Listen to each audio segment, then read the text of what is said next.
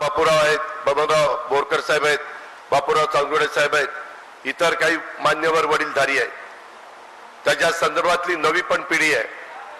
नवी पिढीनं आणि या सगळ्यांनी जरा ऐकून राहा. काय उगी दुपारी डोकं तापवायला लागला. एक तर उन्हाने तापलंय, तू जरा गप्प बस. माझं भाषण झाल्यानंतर मला भेट. डिपार्टमेंट त्याला सांगा जरा दोन गोष्टी समजून. मित्रांनो, ह्यामध्ये साऱ्याचा प्रश्न निर्माण झालेला आहे, पाण्याचा प्रश्न निर्माण झालेला आहे.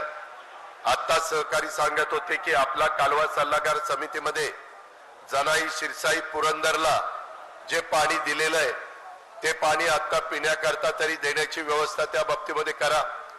मी पण तुमचा 32-33 वर्ष आमदार म्हणून काम करतोय.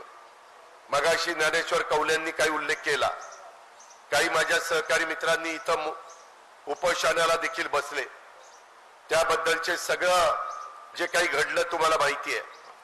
मित्रांनो, मी पण विचार केला की बाबा आपण एवढं सगळं करतोय, शासनाचा करोडो रुपयाचा निधी आपण इथं आणून देतोय, परंतु तरी माझ्या सुपा परगणा आणि जिरायत भागातल्या माझ्या लोकांच्या चेहऱ्यावर मला हसू कायमचं ठेवता येत नाही. तिथं कधी ना कधी त्यांना त्रास सहन करावा लागतोय, त्यांची पिकं जळतायत, त्यांना त्या ठिकाणी प्रतिकूल परिस्थितीमध्ये लढावं लागतंय. हे कुठेतरी थांबलं पाहिजे. मध्ये सासवडची सभा आमचे एकनाथराव शिंदे, मी घेतलेली तुम्हाला माहिती आहे. विजयराव शिवतारेंनी काही भूमिका घेतली होती, परंतु ते का मागे गेले? विकास कामावर मागे गेले. ते म्हणले की माझे हे प्रश्न तुम्ही सोडवा. देवेंद्रजी पण होते, आम्ही वर्षा बंगल्यावर बसलो होतो.